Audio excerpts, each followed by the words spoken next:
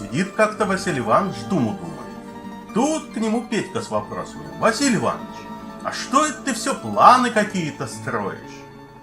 А это я, Петька, планирую, как бы нам в краудфандинге денег на мундирование собрать.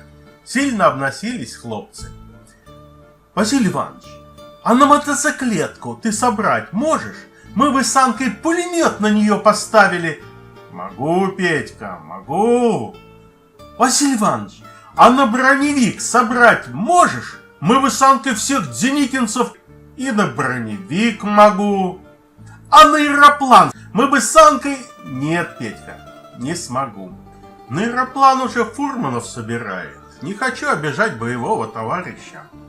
Не так понять может.